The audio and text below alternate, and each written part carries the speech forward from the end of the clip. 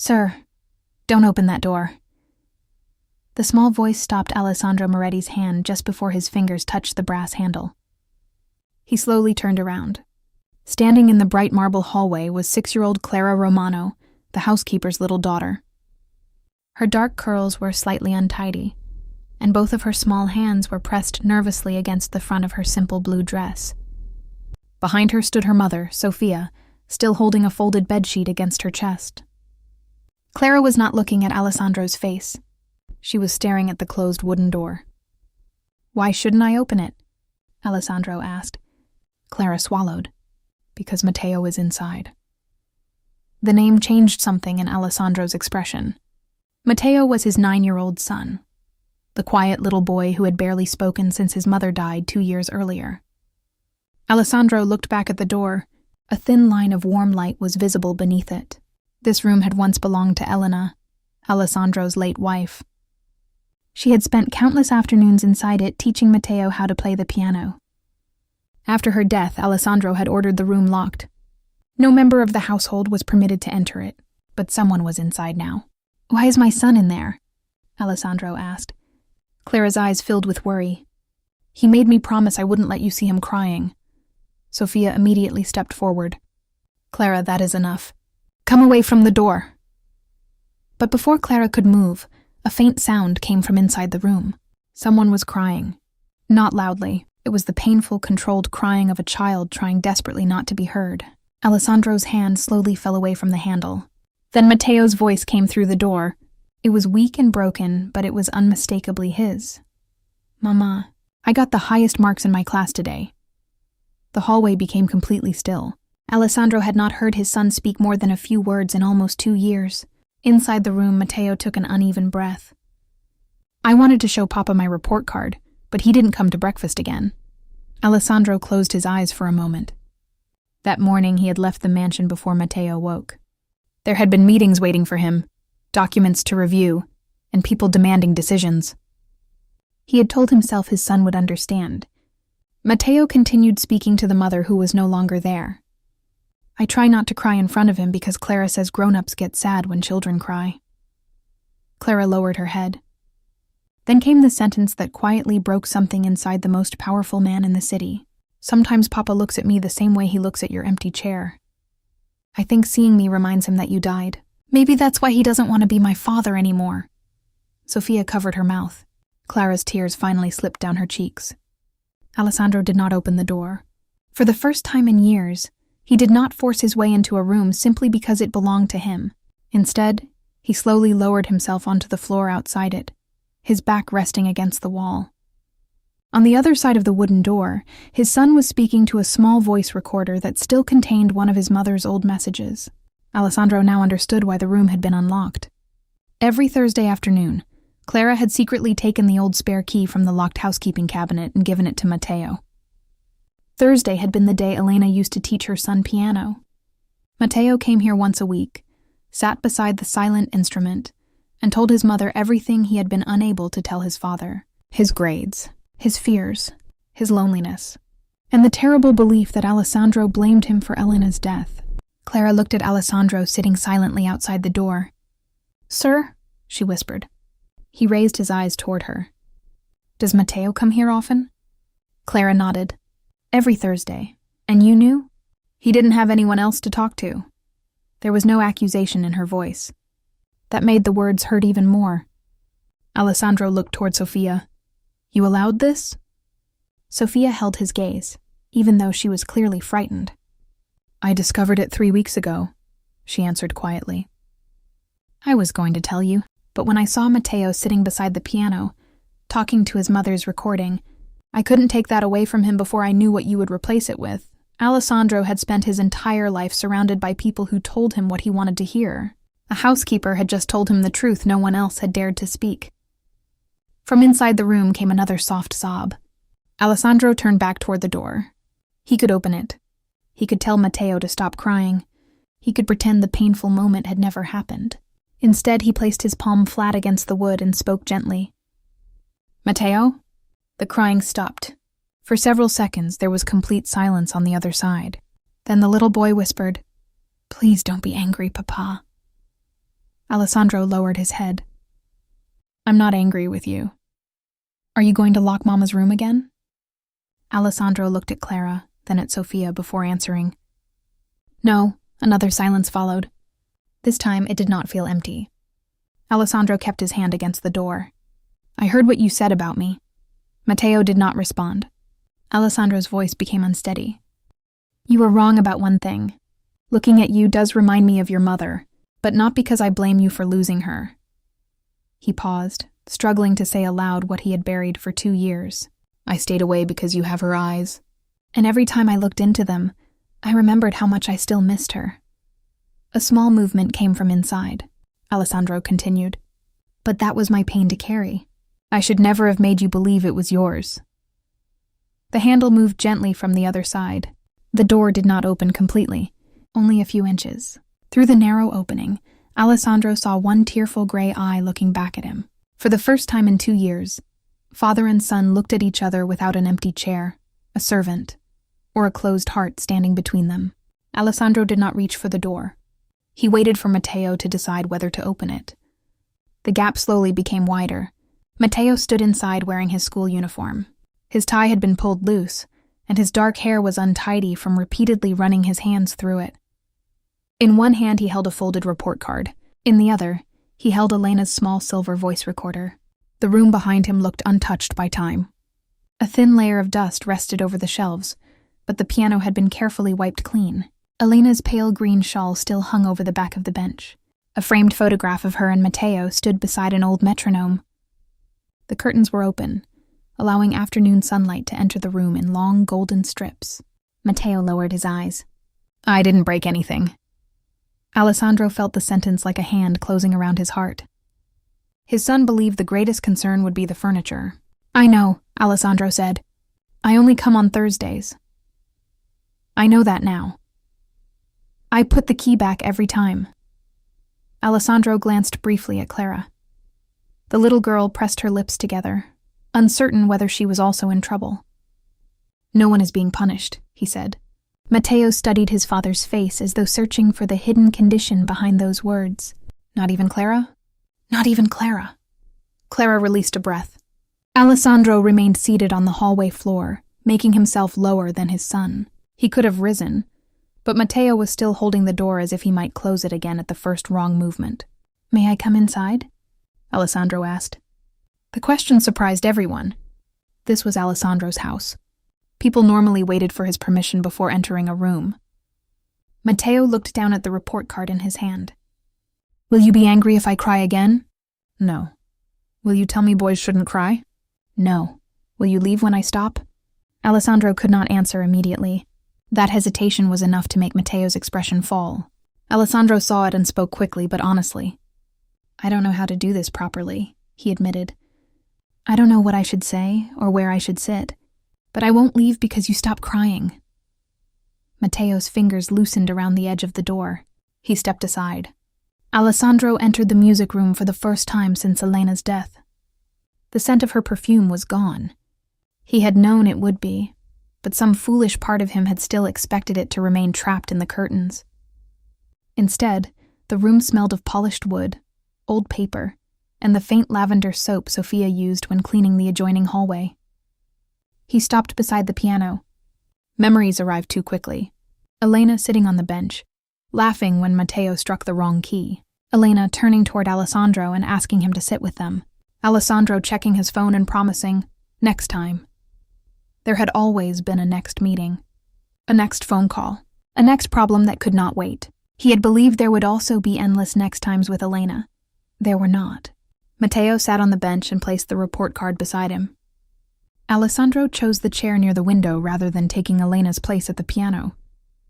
Sofia remained in the hallway.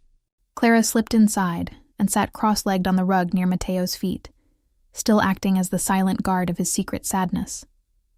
Alessandro looked at the small silver recorder. What do you listen to? Matteo turned it over in his palm. Mama recorded stories for me when she stayed overnight at the hospital. Alessandro remembered those 3 nights. Elena had undergone tests for an irregular heartbeat. The doctors had called it manageable. They had said she could continue living normally if she rested and took her medication. She had recorded 5 bedtime stories so Matteo would not feel alone. He had saved everyone. "Do you listen to the stories?" Alessandro asked. "Sometimes. And the rest of the time?" "I talk after the recording finishes." "To your mother?" Matteo nodded. "What do you tell her?" The boy's shoulders rose. "Things." Alessandro waited. He was accustomed to silence being something he used against other people. He had never understood that silence could also be an invitation. Matteo finally pushed the report card across the piano bench. "I got 98 in mathematics." Alessandro took the paper with both hands. Matteo's name was printed at the top. Beneath it were marks any parent would have been proud to show everyone he knew. Mathematics, science, reading, history. The teacher had written a note at the bottom. "Matteo is exceptionally intelligent and considerate. He would benefit from greater confidence when speaking in class. We hope a parent can attend next month's student presentation afternoon." Alessandro read the note twice. "You did very well," Matteo waited. Alessandro realized those 4 words were not enough. "I'm proud of you." The boy looked down. "You don't have to say that because I heard you outside." "I'm not saying it because I heard you. You never said it before." The honesty was sharp, but Alessandro did not defend himself. "You're right." Matteo's eyes rose again. "Are you proud only because I got the highest marks?" "No, I'm proud that your teacher says you are considerate." "What does that mean?" "It means you notice how other people feel." Matteo glanced at Clara. "She notices more than me." "I think she does." Clara looked pleased, but Sofia quietly called her name from the doorway. "Come, Clara. Mr. Moretti and Matteo need time alone." Matteo immediately reached for Clara's hand. "She can stay." Alessandro saw the fear in his son's eyes. Clara was not merely a friend. She was the person who made this room feel safe. "She can stay," Alessandro agreed. Sofia lowered the bedsheet she was still holding. "I'll bring tea." "You don't have to," Alessandro said. "I know," Sofia replied. "But none of you have eaten since lunchtime." She walked away before he could answer. Alessandro looked at his son again. "Would you play something for me?" Matteo's entire body tightened. "No," Alessandro nodded. "Then I won't ask again today." The word today made Matteo look at him. It meant Alessandro expected there to be another day. For the next 30 minutes, they remained in the room without doing anything important. Matteo showed Clara a book of sheet music. Clara whispered that several notes looked like ants climbing fences. Alessandro sat by the window, holding the report card and listening to the children talk. It was an ordinary half-hour. It was also the longest uninterrupted time he had spent with his son in nearly 2 years. When Sofia returned, she carried a tray with tea for the adults, warm milk for the children, and 4 slices of bread with honey. She set the tray on a small table. Alessandro noticed there were 4 cups. "You expected to stay?" he asked. Sofia met his gaze. "I expected Matteo might need his mother's room to feel less empty. Not more." She sat near the doorway, leaving enough distance to show she was not trying to enter the family's private grief. Alessandro did not tell her to leave. That evening, Matteo placed his report card on the dining table beside Alessandro's plate. Normally, the boy ate in the smaller breakfast room with his tutor, or in his bedroom when he claimed he was tired. Alessandro ate alone at the long table where Elena's chair had remained untouched for 2 years. Tonight, Matteo stood uncertainly near the entrance. "Are you eating here?" Alessandro asked. Matteo nodded. Alessandro looked at Elena's empty chair. Then he looked at the chair beside his own. "Sit here." Matteo hesitated. "Mama sat there." "I know." "Do you want me to sit in her chair?" "No, I want you beside me." Matteo slowly pulled out the chair. The distance between them was less than 2 feet, yet both seemed unsure how to cross it. During dinner, Alessandro's phone vibrated 3 times inside his jacket. Each vibration carried a request someone considered urgent. He ignored the first. He ignored the second. On the third, Matteo stopped moving his fork. "You can answer it." "I don't need to." "You always answer. Not tonight." Matteo looked at him for several seconds. "Because of what I said in the room?" "Partly." The boy's expression guarded itself again. Alessandro understood. Matteo did not want a father acting from temporary guilt. He wanted one who would remain when the guilt became less painful. Alessandro removed the phone from his jacket, switched it off, and placed it face down on the sideboard. "I should have been here this morning," he said. "It's fine." "No, it isn't." Matteo pushed a piece of potato around his plate. "I'm used to it." Those words hurt more than anger would have. After dinner, Alessandro returned to his study. He sat behind the large desk where he had spent thousands of hours solving problems for men twice his age, protecting businesses, settling disputes, and making decisions that shaped other people's lives. Tonight, he could not solve a 9-year-old boy's silence. At 9, there was a knock on the door. Sofia stood outside holding Elena's spare key. "I thought you would want this." Alessandro looked at the small brass key in her palm. "You kept it?" "I took it from Clara after dinner." He accepted it. "You disobeyed a direct rule of this house." "Yes." There was no apology in her answer. "Why?" Sofia remained standing. "Because the rule was protecting a room while your son was breaking outside it." Few people spoke to Alessandro that way. Fewer survived the silence that followed without nervously changing their words. Sofia did not move. Her dark hair was pinned into a practical knot, though several strands had loosened around her face. She looked tired. Not careless, not afraid, just tired in the honest way of someone who worked long hours and still had a child waiting for her at the end of them. "You should have told me," Alessandro said. "I tried twice." "When?" 3 weeks ago outside the library. You received a call and walked away before I finished the first sentence." He remembered a woman saying, "Sir, there is something concerning Matteo." He had raised one finger and answered his phone. The call had lasted 7 minutes. When it ended, Sofia had been gone. "The second time?" he asked. "The next morning. Your assistant said you had no space in your schedule for household concerns." Alessandro's jaw tightened. "My son is not a household concern." "I know that." The answer landed exactly where she intended it to. He looked at the key again. How did Clara get into the cabinet? She saw the cook return the emergency keys after the electrician checked the east wing. She remembered which hook held this one.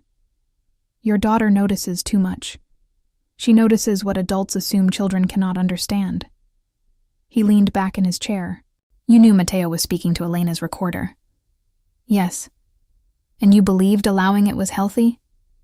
"I believed removing the only place where he spoke honestly would be cruel, unless someone was willing to listen in its place." Alessandro looked toward the dark window. "You think I haven't listened?" "I think you have been listening to everyone except your son." His eyes returned to hers. She could have lowered her head. She did not. Alessandro asked, "How do you know so much about grieving children?" For the first time, Sofia's expression changed. "My husband died when Clara was 3. The room became quieter. "I'm sorry," Alessandro said. Sofia gave a small nod. He had been ill for a long time. Clara watched him become weaker each month, but we kept telling her everything would be fine because we thought hope was kinder than truth. After he died, she stopped asking questions. I believe she was coping. Then one night I found her beneath our kitchen table whispering to his old work shoes. Alessandro pictured Clara as a 3-year-old, speaking to an empty pair of shoes. "What did you do?" "I crawled under the table and listened." "You didn't correct her?" "She didn't need correcting. She needed company." Sofia glanced toward the key in his hand. "Matteo does not need a perfect father tonight. He needs one willing to sit on the floor outside a closed door." She turned to leave. "Sofia," she stopped. "Will he forgive me?" She looked back at him. Children forgive more easily than adults, but trusting again takes longer. The next morning, Alessandro came to breakfast at 7:30. Matteo was already seated with Clara, who was allowed to eat in the small breakfast room whenever Sofia began work before school. The children fell silent when Alessandro entered. Matteo looked at the clock. "You're usually gone." "I know." Alessandro sat beside him. A servant approached with coffee, but Alessandro waved him away and poured it himself. He noticed Clara watching his every movement. "What?" he asked. "Nothing, sir. You're staring." Clara lowered her voice. "Matteo said you might only come once." Matteo turned red. "I didn't say it like that." "You said grown-ups do big things when they feel guilty." and then they become busy again. Alessandro looked at his son. Matteo stared at his toast. That is a reasonable thing to believe, Alessandro said. Matteo glanced up, surprised that he had not denied it. I don't know yet how to prove you wrong, Alessandro continued, so I won't ask you to believe me this morning. He spread butter on a piece of toast. I'll come tomorrow. Matteo's voice was quiet. You have a meeting tomorrow. I moved it. What if it is important? You are important. Matteo looked away so quickly that Alessandro almost missed the emotion in his eyes. For the next 12 days, Alessandro came to breakfast. Some mornings were awkward. On others, Matteo spoke about school. Once he explained for 9 full minutes why the Roman Empire had made several avoidable mistakes. Alessandro listened without looking at his phone. He learned that Matteo removed the crusts from his toast, but ate them later if they were left beside his plate. He learned that the boy disliked bananas, loved astronomy, and pretended not to enjoy Clara's jokes even when the corners of his mouth betrayed him. He learned how much of his son's life had continued without him. On the 4th morning, Matteo placed a school permission form near Alessandro's coffee. What is this? Alessandro asked. Student presentation afternoon. The note from the report card. It's next Friday, Matteo said. Parents can come, but they don't have to. I'll come. You should check the date. I know the date. You might have work. I will still come. Matteo took the paper back. You don't have to promise. I want to. The boy folded the paper once, then again. If you promise and don't come, it's worse than not promising. Alessandro understood that Matteo was not refusing him. He was protecting himself. Then I won't give you a promise made carelessly, Alessandro said. Give me until tonight. I will check everything that depends on me. If I tell you I will be there after that, I will be there. Matteo considered this and nodded. That evening, Alessandro reviewed his schedule with an attention normally reserved for financial contracts. He moved 2 meetings, delegated another, and declined a dinner he had attended every year for a decade. At bedtime, he went to Matteo's room. The boy was reading beneath a lamp. Alessandro stood at the open door. I checked. Matteo waited. I will be there. Okay. Good night. Good night, Papa. Alessandro began to leave. Papa? He turned back. Can the door stay open? Alessandro looked at the gap between the door and its frame. Yes. He returned to his own room and left that door open too. Healing did not arrive as one great moment after that. It arrived in pieces small enough to miss, a chair pulled closer at breakfast. A question asked without fear. A bedroom door left open. On Thursday afternoon, Alessandro stood outside the music room as Matteo and Clara entered. The spare key no longer came from the housekeeping cabinet. Alessandro had placed it on a small hook beside the door where Matteo could reach it. Matteo noticed his father standing in the hallway. Are you coming in? Only if you want me to. Matteo looked at Clara. She whispered something. What did she say? Alessandro asked. She said you look like a guest waiting to be invited into your own house. Clara smiled innocently. Matteo opened the door wider. You can sit near the window. It was not the piano bench, but it was inside. Matteo switched on the small recorder. Elena's voice entered the room, warm and slightly distorted. Once upon a time there was a little fox who believed the moon followed him everywhere. Alessandro had heard Elena tell that story dozens of times. He had forgotten the exact sound of her laughter between sentences. His hands tightened together. Matteo noticed. Do you want me to turn it off? No. It makes you sad. It does. Then why listen? Alessandro looked at his son. Because missing someone should not mean we erase their voice. Matteo lowered his eyes. When the recording ended, none of them spoke. Then Matteo pressed the red button. Hi, Mama, he began. Papa is here today. Alessandro felt his throat close. Matteo glanced at him before continuing. He says he's proud of my report card. He came to breakfast all week. I don't know if he will keep coming yet. The honesty would once have embarrassed Alessandro. Now he understood it was a gift. Matteo told his mother about a science project, Clara's disagreement with their teacher over whether tomatoes were fruits, and the school presentation. Then he became quiet. I still haven't told Papa about the hospital. Alessandro's attention sharpened. Matteo immediately switched the recorder off. "What about the hospital?" Alessandro asked. "Nothing. Matteo," the boy stood. "I don't want to talk anymore." Alessandro wanted to insist. The old part of him believed truth could be obtained by applying pressure at exactly the right point. But Sofia's words returned to him. "Listen in its place." "All right," he said. "You don't have to tell me today." Matteo left the room. Clara started to follow, then stopped beside Alessandro. "He thinks Mama Elena died because of him." Alessandro stared at her.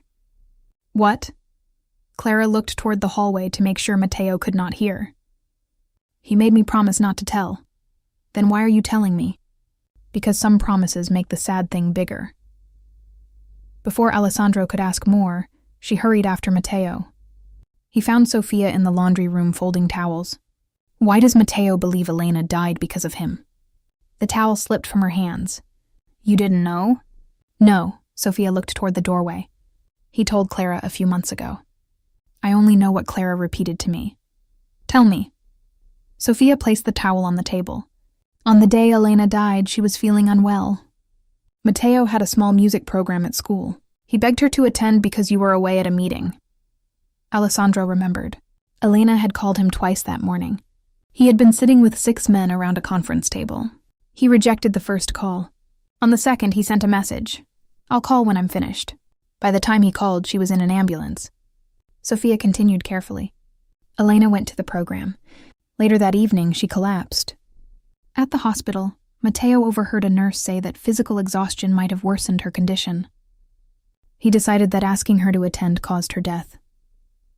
That is not what happened. He was 7. Children hear fragments and build complete stories from them. Why didn't he ask me? Sofia's eyes softened. Because you stopped speaking to him. The words were not cruel. They did not need to be. Alessandro sat on a wooden chair near the laundry table. For a long time he said nothing. "I blamed myself too," he finally admitted.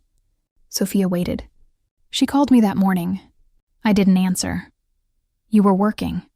I could have answered. You didn't know she was going to die. Neither did Matteo." Alessandro looked up. Sofia held his gaze. "You and your son have been living beneath the same roof, carrying the same guilt, and neither of you knew." That night, Alessandro went to Matteo's room. The door was open, but the boy was sitting with his back against the headboard, already guarded. "Clara told you." "She told me enough. She promised. She was trying to help." Matteo turned his face away. "You shouldn't be angry with her." "I'm not." "Are you angry with me?" "No." "Because Mama went to school when I asked?" Alessandro sat in the chair beside the bed. "Your mother did not die because you asked her to attend your program. The nurse said she should have rested. The nurse did not know you were listening. She was discussing possibilities. Your mother had a heart condition. It was more serious than the doctors understood. But if she stayed home, she still might have died." Matteo's eyes filled. "Might means maybe she wouldn't." Alessandro drew a slow breath. There was no perfect sentence that could remove uncertainty from death. "You loved your mother," he said. "You wanted her to hear you play. Asking someone you love to share an important moment is not a crime. She said she was tired. And she chose to go because she loved you. I made her choose. No, she was your mother. Adults make their own decisions." Matteo's chin trembled. "You didn't go." Alessandro closed his eyes briefly. "No. If you had gone, she could have stayed home." There it was. Not only guilt, anger. A child had carried it quietly for 2 years, because the man responsible seemed too broken to confront. "You are right," Alessandro said. Matteo stared at him. "I should have gone. I should have answered her call. I should have been there for both of you." "Then it is your fault?" Alessandro's voice broke. "No, that is the trap grief created for both of us. You think you killed her because you asked her to come. I think I killed her because I wasn't there. But the truth is that her heart stopped, and neither of us had the power to know it would happen." Matteo began to cry. This time he did not hide his face. I miss her. Alessandro moved from the chair to the edge of the bed. So do I. I'm angry with her. So am I sometimes. Matteo looked shocked. You can be angry at someone who died? Yes. Does that mean you don't love them? No. Sometimes it means you love them so much that their absence feels unfair. Matteo's tears fell harder. I'm angry because she promised she would always come to my music days. Alessandro nodded. I'm angry because she promised we would grow old together. She broke both promises. She did. Neither tried to defend Elena from the cruelty of dying. For the first time, they allowed one another to say that love and anger could live in the same room. Matteo leaned forward. It was not a full embrace at first, only his forehead touching Alessandro's shoulder, as if he were testing whether the man would remain still. Alessandro placed one hand gently on the back of his son's head. I'm sorry, he whispered. For what? For making you carry your guilt alone while I carried mine in another room. Matteo's hands closed around his father's shirt. They stayed that way until the boy's breathing became even. At the student presentation the following Friday, Matteo stood beside a large poster about the solar system. 20 children moved around the classroom with their parents. There were bright models, handwritten facts, and paper planets hanging from the ceiling. Matteo kept looking toward the door. At exactly 3 minutes before the presentations began, Alessandro entered. He wore a dark suit, but no men followed him into the classroom. No one announced his arrival. He simply stepped inside carrying Matteo's forgotten lunchbox. Several parents recognized him. Conversations lowered. Alessandro ignored them. Matteo stared. You came. I said I would. You're early. Only by 3 minutes. That is early for you? Alessandro almost smiled. Matteo presented his project in a quiet voice at first. Halfway through, he forgot one of the names of Saturn's moons. He looked toward Alessandro, embarrassed. Alessandro did not supply the answer. He only nodded, showing that forgetting one word had changed nothing. Matteo took a breath and continued. At the end, the teacher praised him. Alessandro waited until they were outside before saying, You were excellent. I forgot Enceladus. I don't know what Enceladus is. It's a moon. Then you already know more than I do. Matteo laughed. It was a small sound, but Alessandro stopped walking. He had heard his son laugh with Clara. He had not heard Matteo laugh because of something he said in years. What? Matteo asked. Nothing. You're looking at me strangely. I was remembering your laugh. Matteo lowered his head, smiling. Sofia had been correct. Trust did not return through one grand apology. It returned through repeated evidence. Alessandro attended breakfast. He read school notes. He learned which teacher Matteo liked, and which boy in his class borrowed pencils without returning them. He stopped buying expensive gifts whenever he did not know what to say. Instead, he asked questions, even when the answers made him uncomfortable. One evening, he found Matteo at the kitchen table struggling to build a small wooden bridge for a school project. Alessandro called for the estate carpenter. Matteo shook his head. We are supposed to make it with a parent. Alessandro dismissed the idea of help. The bridge collapsed. On the 7th, Clara leaned across the table and said, Maybe Mr. Moretti is not good at bridges. I build businesses, Alessandro replied.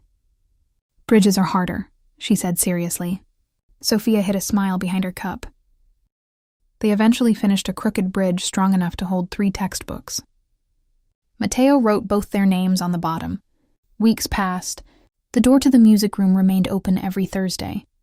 At first, Alessandro only listened from the chair by the window. Then Matteo asked him to turn pages. Later, he allowed his father to sit at the far end of the piano bench. One afternoon, Matteo placed a simple sheet of music in front of him. Mama wrote this. Alessandro recognized Elena's handwriting above the notes. For Matteo and Papa, 4 hands. No excuses. He remembered the evening she had placed the same page beside his dinner plate. You only need to learn the left side, she had told him. I don't play piano. You can learn 4 chords. I have meetings. You always have meetings. He had kissed her forehead and promised to learn before Christmas. Elena died in November. Alessandro touched the page. I never learned it. I know. The boy did not say it accusingly.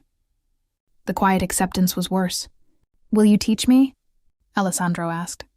Matteo blinked. You want me to teach you? Yes. I'm 9, and I know nothing. Clara sat on the rug with a picture book. I can count when you make mistakes. Sofia, arranging flowers near the window, said, Perhaps we should not humiliate Mr. Moretti on his first lesson. Clara considered this. I'll count quietly. Alessandro learned slowly. His hands were too tense. He pressed the keys as if they required authority instead of patience.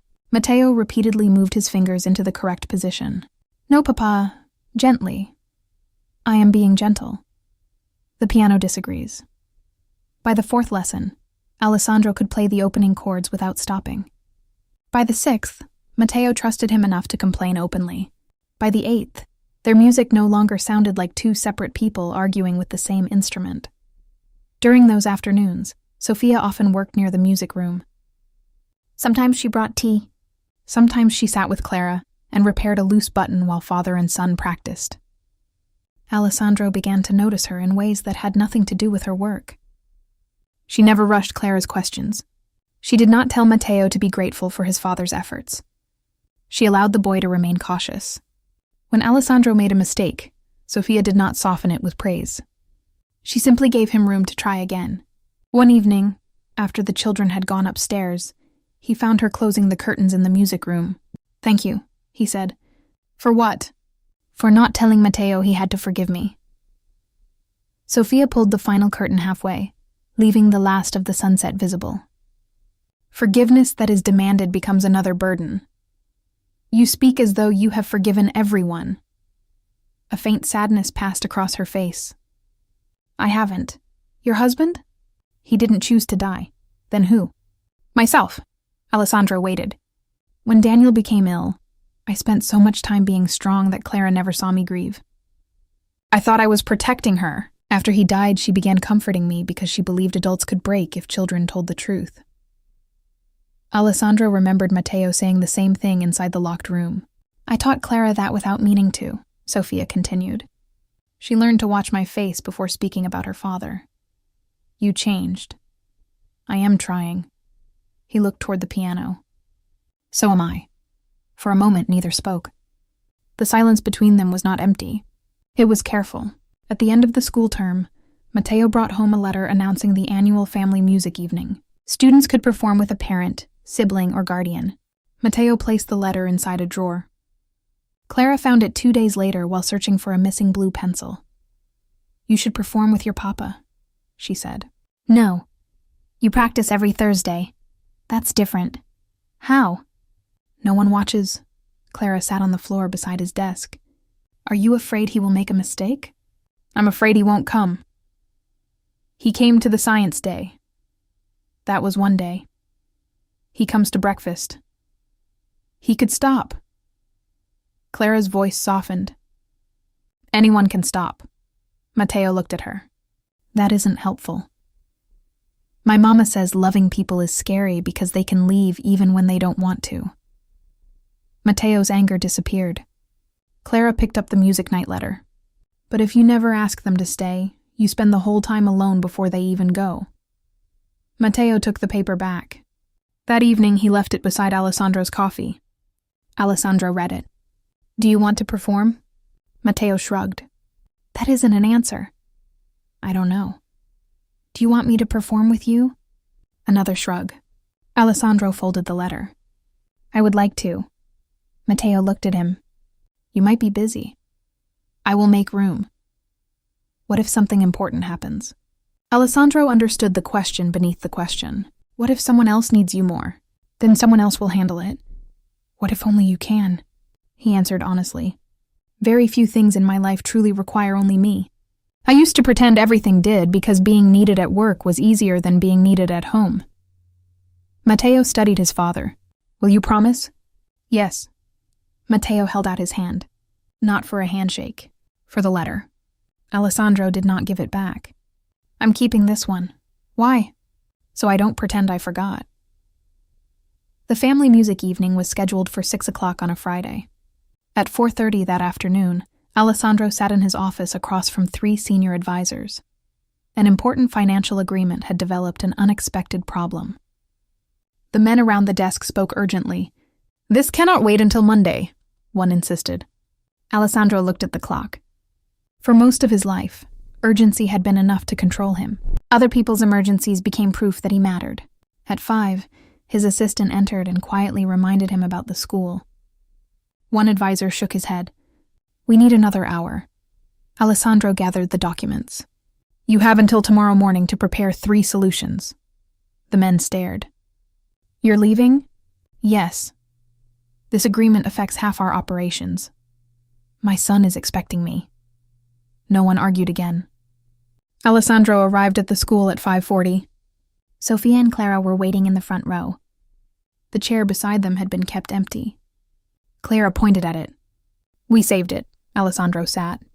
"Where is Matteo?" "Behind the stage. Is he nervous?" Sofia looked at him. "He has checked the entrance 11 times. The lights lowered. One by one, children performed songs with parents, older sisters, and grandparents. Some played beautifully. Some forgot notes and laughed. Matteo's name was called near the end. He walked onto the stage alone. The second piano bench remained empty. A murmur moved through the audience. Matteo looked toward the front row. He saw Alessandro. His shoulders relaxed slightly. Alessandro rose and walked onto the stage. There was no dramatic announcement. He simply sat beside his son and adjusted the sheet music. Matteo whispered, "I thought you might not come." "I know. What if we make mistakes? Then we finish with mistakes." Matteo placed his hands over the keys. A corner of an envelope was visible beneath a loose strip of fabric. He carefully lifted it. The envelope had yellowed slightly. On the front, in Elena's handwriting, were the words, "For Alessandro, if grief ever makes our home too quiet." Neither father nor son spoke. Alessandro sat on the bench. His fingers shook as he opened it. The letter had been written 8 months before Elena died, after the hospital tests that first revealed her irregular heartbeat. "My love, you will probably be angry that I wrote this. You dislike preparations for things that may never happen. But I have learned that silence is also a kind of preparation. It prepares people to misunderstand one another. The doctors believe I will be fine. I believe them too. But today, while I watched you and Matteo from the garden, I became frightened by how alike you are. You both love deeply and speak carefully. You both hide hurt because you believe protecting others means allowing no one to see you bleed. If life ever takes me away before either of us is ready, grief will try to convince you that silence is strength. Please do not believe it. Matteo will need to see that you miss me. He will need permission to be angry with me. He may blame himself for things no child controls. He may even blame you. Let him. Stay in the room anyway. Do not give him everything money can buy when what he is asking for is your time. Do not turn my chair into a monument no one is allowed to touch. Move it. Sit beside him. Open the curtains. Let the piano be played badly. And Alessandro, please do not punish yourself by becoming a ghost while you are still alive. You are a better father than you believe, but only if you allow our son to know you. If this letter is unnecessary, I will laugh when you find it 30 years from now. If it is necessary, then I am sorry I am not there to hold both of you while you read it. Love him enough to stay visible. Love yourself enough to stay too. Always, Elena." When Alessandro finished reading, the room remained completely silent. Matteo touched the final line with one finger. "She knew. She knew us," Alessandro said. "She said to move her chair." They both looked toward the dining room beyond the hallway, though it could not be seen from where they sat. The following morning, Alessandro entered the dining room before breakfast. Elena's chair stood at the right side of the table, untouched. He placed both hands on its back. For 2 years, no servant had moved it. Dust never touched it. Fresh flowers were placed beside it each week. The chair had become less a memory and more a warning that life had ended at one position around the table. Matteo entered behind him. "Are you taking it away?" "No." Alessandro moved the chair from its isolated place and positioned it near the window, beside a small reading table where anyone could sit. "Your mother hated empty chairs," he said. Matteo nodded. "She always invited people to dinner. Even people I didn't like. Especially them." They smiled. Sofia appeared with Clara. Clara looked at the change table. Where do I sit now? Alessandro pulled out the chair across from Matteo. Here, Sofia stopped. Sir, Clara normally eats in the breakfast room. Not anymore. Clara climbed into the chair before her mother could protest. Sofia remained standing. Alessandro looked at the empty seat beside Clara. And you? I am working. You have already served breakfast. I'm still your employee. That does not prevent you from eating. Sofia understood that the invitation carried more meaning than a meal. Alessandro was not suddenly declaring a romance or erasing the boundaries of their lives. He was acknowledging that she and Clara had already become part of the ordinary rhythm of his son's days. She sat. Breakfast was not elegant. Clara spilled milk. Matteo argued that Pluto should still be considered a planet. Alessandro received one phone call, listened for 10 seconds and said, "Handle it without me." Sofia looked at him. "What?" he asked. "Nothing. You are staring. I was checking whether you meant it." He placed the phone face down. "So am I." 3 months later, the music room door no longer required a key. The heavy lock had been removed. The curtains remained open throughout the day. Elena's photographs stayed where they had always been, but the room no longer belonged only to the dead. Matteo practiced after school. Clara drew at the table near the window. Sofia sometimes read while waiting for the children. Alessandro still worked long hours, but Thursday afternoons were protected. The people around him learned that no meeting entered those 2 hours unless a life truly depended on it. He never became a perfect father. He missed one school lunch because of a delayed meeting, and saw disappointment return immediately to Matteo's face. Instead of sending a gift, he came home, apologized without excuses, and listened while his son explained why it hurt. He occasionally checked his phone at breakfast, and had to place it away after catching Clara watching him. He continued struggling with the piano, but he stayed visible. One Thursday, nearly a year after the day Clara stopped him outside the locked door, Alessandro approached the music room and found it closed. His hand paused near the handle. Before he could knock, the door opened. Clara stood on the other side.